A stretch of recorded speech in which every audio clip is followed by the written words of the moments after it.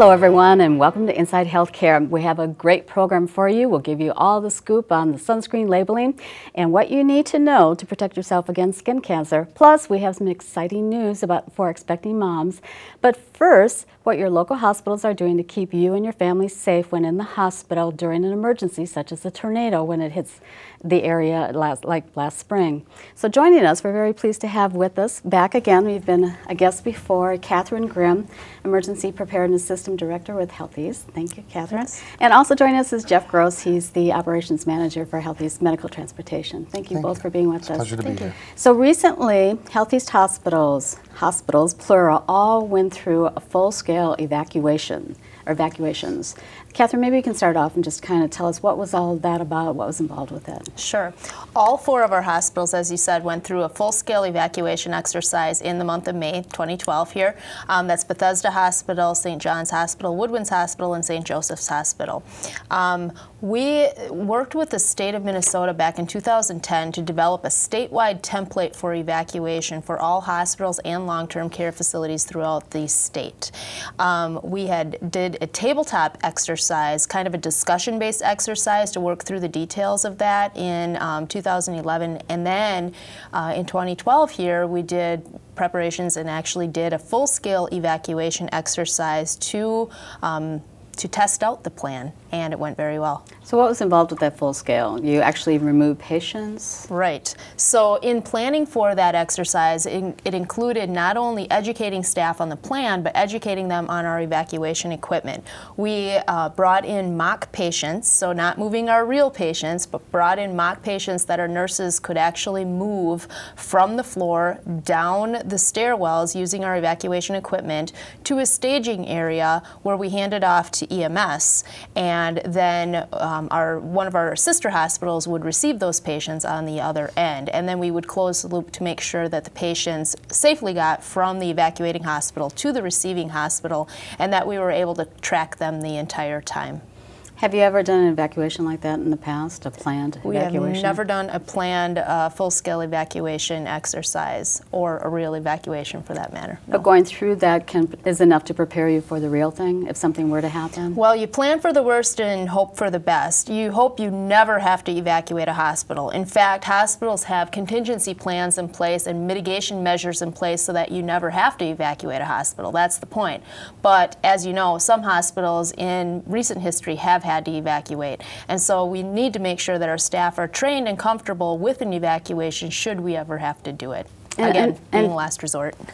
And Jeff, I understand the ambulances also played a big role in this evacuation. What was involved with that? What we did is, you might think it takes quite the coordination to be able to have a significant amount of ambulances move a large amount of sick patients at one time.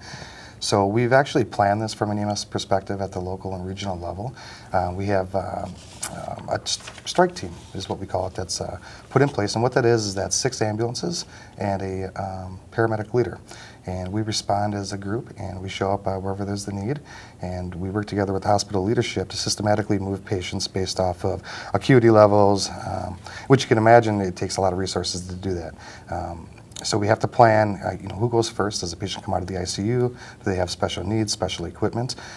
6 ambulances isn't going to move 100 patients, so we have to call in other resources. And what we have, and we're blessed with this in the state of Minnesota in the metro area, is we have 2 mass casualty incident buses. So there's 37 of those buses in the nation, and we have 2 of those resources right here. And we can move, yeah, we are, and we can move 22 patients with one of those buses, and I believe 18 with another bus. So really the goal is when EMS gets called, right away we have to connect with the hospital leadership and get a full understanding of what's going on. And as Catherine talked about, as staff's moving patients downstairs through the stairwells and meeting in the medical staging area, we have our strike team leaders there and our ambulance leadership deciding where the patients are going to go, how we're going to track the patients, and just overall kind of communicating the plan and moving patients out as quickly as possible. I would think communicating and tracking has to be the key thing in something like this, or in a real emergency, keeping track of who's going where, and that always seems to be an issue, like where are the patients going and things like that. Yeah, I think it really is. We do a great job of of tracking the patients, but communications are always, you know, going to be something that we have to train on. And as Catherine said, that's why we do this, and we need to continually train. And Health East is actually, you know, from my perspective, cutting edge in comparison to a lot of other hospital systems in the metro area. We're ahead of the curve for sure. But, you know, we got some things to work on too, and we need to continually train this. So in case something happens like a Joplin, it goes as smooth as something like that possibly could. And because of that unique partnership that we have here with the EMS in the Twin Cities in Minnesota, I mean, we've seen how well disasters have been handled here in our state, like the 35W bridge collapse, how quickly we were able to get the patients in and out of there. Right, and you know, Health East has its own ambulance service, and we have a 911 primary service area, but it's outside of where the Health East hospitals are located. So we really have to coordinate with the city that the hospital is located in. Under state of Minnesota regulations, the city where the hospital is located, the ambulance service or the fire department has primary service areas, so they basically have the full responsibility. However, Health East Ambulance has a significant amount of resources, so when we train at the metro regional level, we figure out how we're going to coordinate all those additional resources in the metro with who's overall responsible for the incident. Well, amazing job that you all do in that regards. You know, you made reference to when the tornadoes hit Joplin, Missouri, there was a direct hit to a hospital there last year. What were some of the things that we were able to learn from that we can take forward in future emergencies here in the Twin Cities? Catherine? I think one thing is that you need to make sure that your staff have exercised the plan. I went to a couple of presentations, and ironically, Joplin had tested their plan just weeks before they actually had to evacuate. So staff were functioning not on a plan that was written down on paper somewhere. They were functioning on what they had actually exercised. So making sure that staff don't have to run to a manual, that they actually know the procedures, they know what to do, and it's just intuitive. So educating staff, making sure that they all know what to do in a time of crisis is essential. Anything from the EMS standpoint that we learned from the Joplin, Missouri disaster? Well, I think the first thing is how do we get into the facility with all that debris around, all those patients that need to come out. Where is our patient collection points going to be? But you know, as you look into a situation like that a little bit further, you know, hospitals do a great job of staffing for the census for the day, and I think that's great. But when you have a significant weather incident or something that happens, you're going to need to call staff in from home. And well, what happens if their neighborhood gets hit by the tornado too? So you're going to be very limited on your staffing resources, and we have to figure out a way to get those patients moved safely, but still maintain the quality of care that they're being received before the incident happened. A lot of thinking out of the box kind of exercises. So what did you learn from the evacuations, the planned evacuations that you did at the Health East hospitals recently? Communication is always number one. It's always the number one thing that will fail, and it's always the number one thing that we need to work on. And in Joplin, communication failed. You didn't have your regular forms of communication. In here, in the Twin Cities Metro, we're actually fortunate. We have our 800 megahertz system that is very, very robust. And so that we could use to communicate with our EMS partners and with other hospital partners as well. One thing I've also been working on with the Metro Hospital Compact is the utilization of ham radio operators.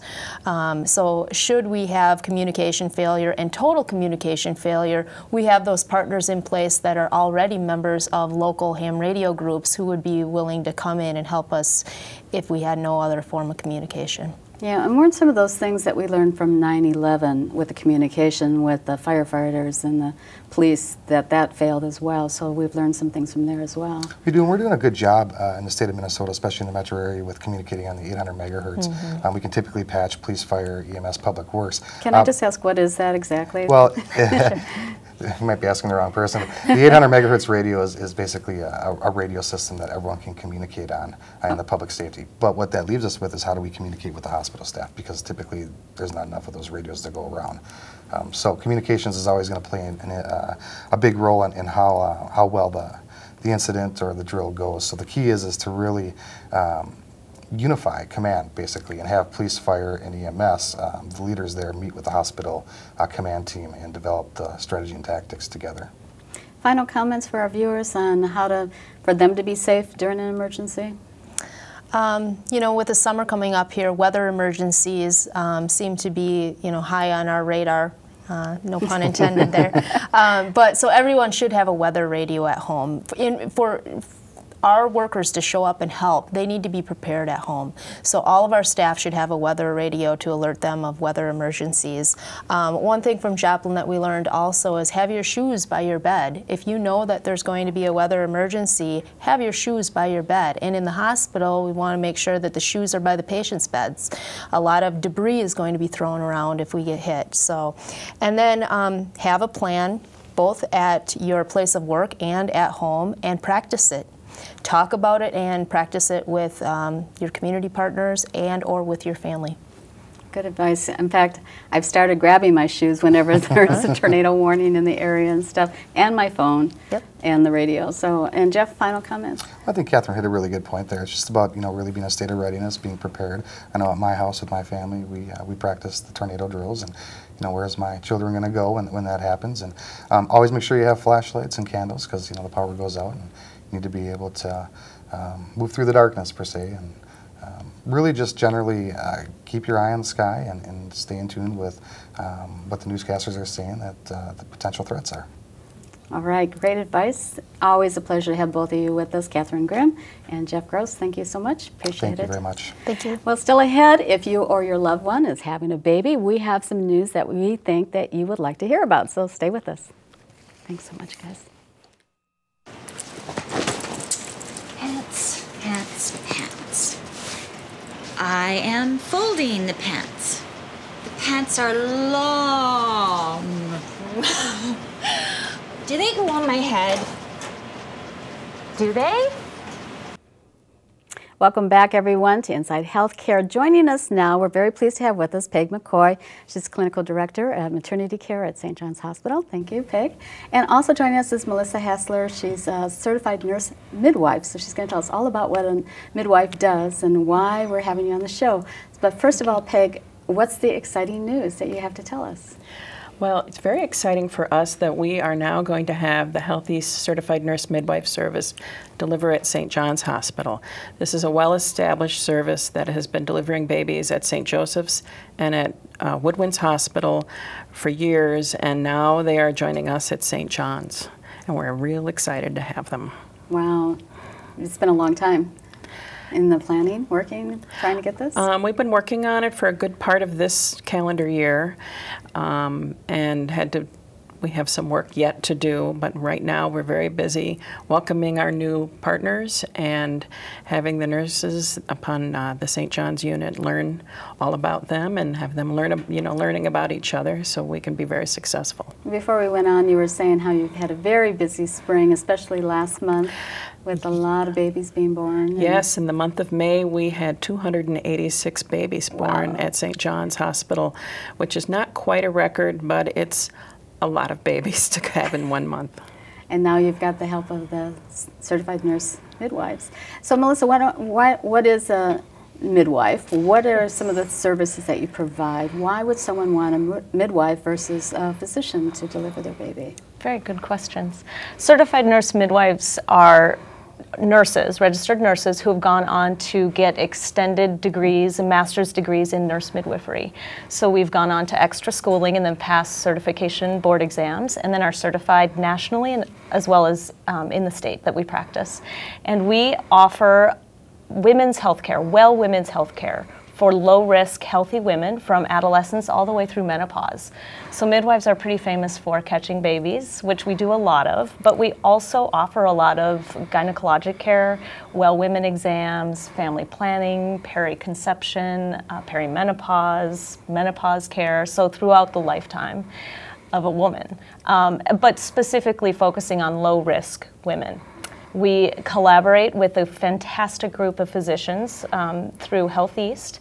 We partner together to provide care for women, mostly pregnant women, but many women.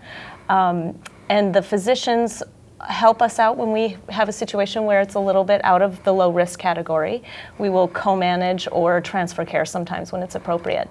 90% of our patients just see a midwife for their care and their delivery and their postpartum period. What's the uniqueness about that bond, I guess, with a woman and a midwife? It's a very unique relationship, healthcare provider to patient. We kind of like to refer to it as high touch and low tech. And it basically means we really value the relationship we have with our patients, and we want to partner with them in their healthcare decisions. So it's not just us telling them what they need to do. They really come to us for education, and then they want to be a part of the process in their pregnancy, labor, and postpartum experience. So we will give them information, help them make the best choice that's for them. And it's a really close, emotionally supported relationship between the midwife and the patient. And nowadays, patients are really consumers and looking for empowered healthcare. And that's what midwifery services can provide for a lot of patients. It's important to say that it's not for everybody, because there are some patients who would be better cared for with a obstetrician or a gynecologist, but for most women who are pregnant and healthy and low risk, it's a really good opportunity for them to have very quality care in a safe environment. And we're particularly thrilled about being up at St. John's and being able to offer our services to women in the northern metro area. So let's say one of our viewers just found out they're pregnant. How do they get in touch with the midwife, and how do they utilize your services then? The best way to find us is through the Health East website, www.healtheast.org. And then if they search for the Maternity Care Center, within that website there's a certified nurse midwife page, and that explains where we're at. We're at 8 different clinic locations. We recently opened a midwife clinic in the Maplewood Clinic, which is exciting. Hopefully a lot of patients there will like to deliver at St. John's. But they could find us on the website. There's also a phone number for midwife scheduling that they can call, and even just talk to a midwife to find out if it's a right choice for them. And then also we're having a Meet the Midwives event at St. John's on June 17th? June 19th. June 19th. And that's where the 19 midwives that work for Health East will be basically sitting up in front of a crowd and talking about what a midwife is and why it might be a good choice for the patient. You were saying you almost, well, not almost weren't going to be here with us, but you almost had to deliver a couple of babies this morning, Yes. actually. It's been very busy, which is good. Now, you say low risk, and what happens, though, if all of a sudden the delivery or the pregnancy, the labor turns where you need more expert care? Then what happens? Sure. We have a group of physicians that's on call 24/7 for us, and we wouldn't be able to do our job without them. So we're incredibly appreciative of their skills and their support of midwifery care. They're amazing physicians. If that happened, and for example, if we're in labor, we would call them and they would come bedside if need be, or sometimes we just do a phone consult and collaborate. We'll co-manage situations that seem safe, but for example, midwives don't do any surgical procedures with the exception of suturing. So if we needed a C-section or a vacuum extraction, then we would call our physicians. That being said, our C-section rate is extraordinarily low. It's 9.5%, Wow. which nationally it's 33%. So we really strive to have safe vaginal deliveries for our patients when it's appropriate. And Peg, we also have some other exciting news coming up here for St. John's Maternity Care. Why don't you tell us about that then? Coming this summer, and I hesitate to say a day, but we will be building a water birth suite. Those have become very popular with new moms. Well, Yeah. within our existing walls, one of our rooms is going to turn into this suite. We've working very closely with a company to procure the tub and all of the significant construction that needs to happen with that, which is why I'm not sure when exactly it'll happen. But we'll come back and talk to you about it once we have our grand opening, because we're very excited about that. So baby's born maybe later this winter or this fall even. I'm very hopeful by the end of the summer it'll be ready. Awesome. We'll see. Great news. So final comments for our viewers about midwives, about maternity care at St. John's? You know, she was mentioning that the C-section rate amongst this service is 9.3, did you say? 9.5%. 9.5. St. John's also has a reasonably lower cesarean section rate of about 23% when you compare it to the national average is quite low. And we're very excited to be able to welcome this group with us to continue to do the same quality health care for our patients. Well, Peg McCoy and Melissa Hessler, thank you so much for being with us. We really appreciate it. Thank you. And good luck on all of the exciting things happening at St. John's and with the new practice there. Thank you. Thank you for letting us visit today. Thanks so much. Thank you. Well, still ahead, we will take you down the aisle at the grocery store, taking a look at all of the sunscreens and hear from a doctor on what was the right product for you. So stay with us, everyone. Thanks. Oh, those boys are much too much. Those boys are much too much.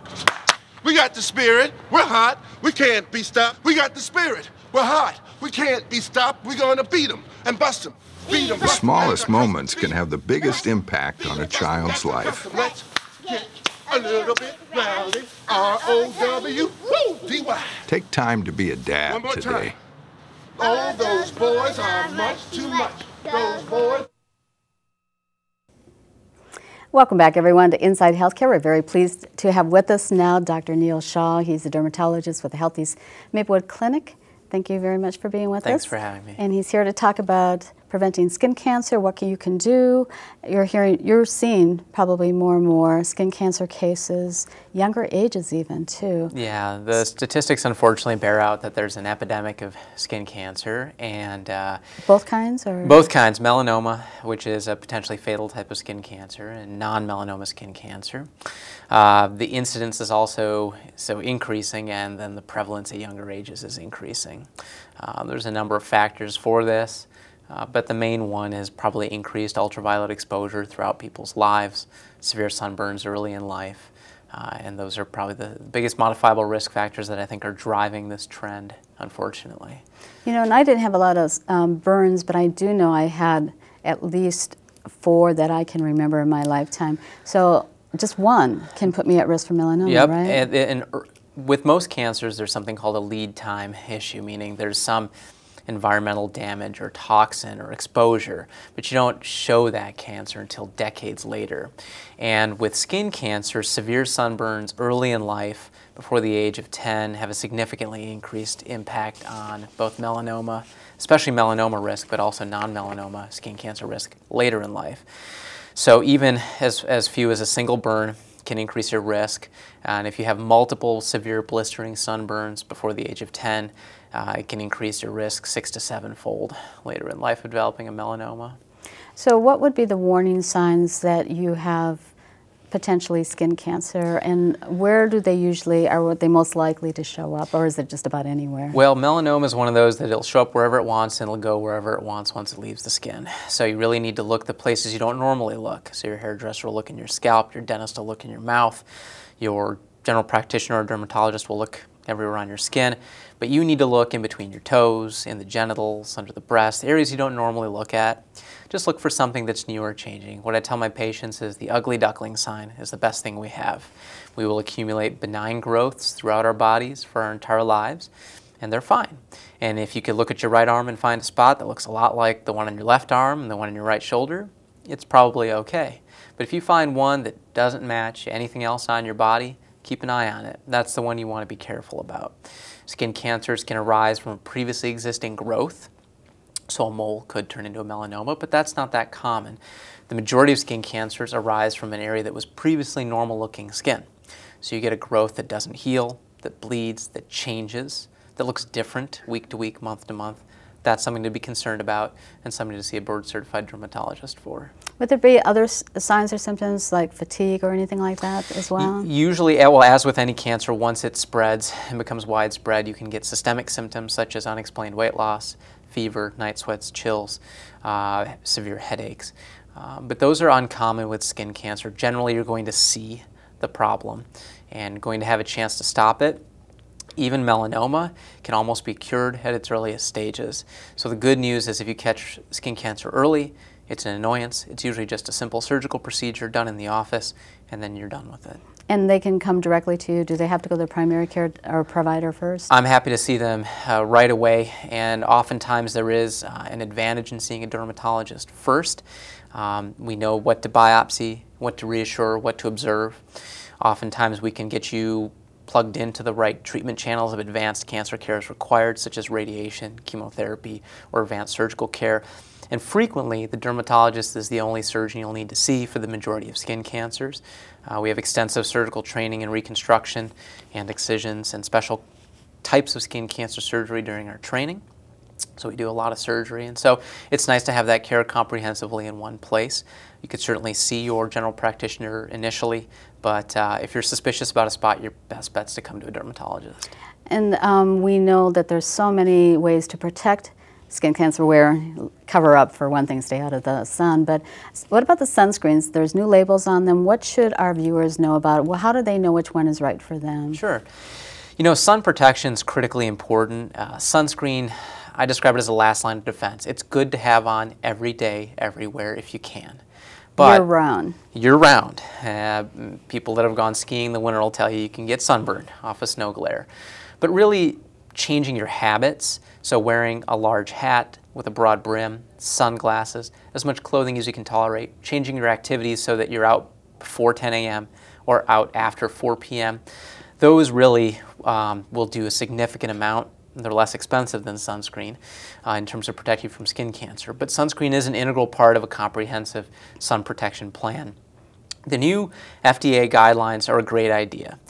The purpose was to, well, sunscreen guidelines used to be the Wild West, and you could say whatever you wanted. You could say things that didn't make any sense, waterproof or SPF 100, that were meaningless. And really what the FDA said is, look, you need to tell consumers something that's actually going to be useful. Sunscreens used to just have to block UVB, but UVA light is extremely important in both increasing the risk of melanoma and other types of skin cancers, but also in terms of photoaging, making people look prematurely too old. And so the new sunscreen guidelines, if they say broad spectrum, they must block both UVB, which typically makes you burn, as well as UVA, which does more complex things but also can cause aging most significantly. So the new guidelines, you want to look for broad spectrum, and really 30 is the number you want to go for. And when 30. So 30 in broad spectrum, you want to apply the sunscreen generously, head to toe. Typically 1 ounce or a shot glass will cover an adult for a single application, but you should be reapplying every 1 to 2 hours, particularly if you're active, particularly if you're in and out of the water, regardless of what the bottle says. So put it on thick, put it on often. And I recommend physical blocking sunscreens. These will contain zinc or titanium, of which zinc is the best. It's great for gentle skin. It's appropriate for infants and young children. There's a controversy with hormone modulators with some of the other chemical sunscreens. But the way a physical sunscreen works is it's ground up rocks or metal and tiny, tiny particles, and it literally reflects the sunlight back into the atmosphere. No idea. So zinc is both better tolerated and more effective at broadly blocking ultraviolet A and B light, and safe for everybody, and then you don't have to worry about whether or not these other sunscreens might have hormone modulating effects. Well, great information. If they want more information, they can contact you? They can contact our office. They can look at the American Academy of Dermatology's website, aad.org, which has excellent information on skin checks and sunscreen. Well, Dr. Neil Shaw, always great to have you with us. Thanks for having me. Thank you. And we'd like to thank you for joining us. We hope you'll join us next time on Inside Healthcare. See you then, everyone. Thanks. Yeah, thanks a lot. Inside Healthcare. For more information, visit stjohnshospital-mn.org or call 651-326-7800.